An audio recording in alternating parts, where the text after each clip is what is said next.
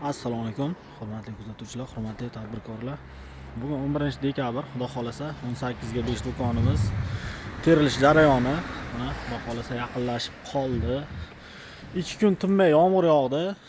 Ustini yopib olguncha qiynaldik. Xudo xolasa mana uje ustilari yopildi.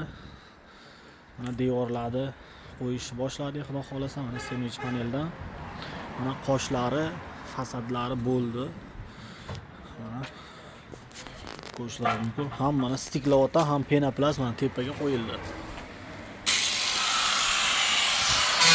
Mana bu semich panel.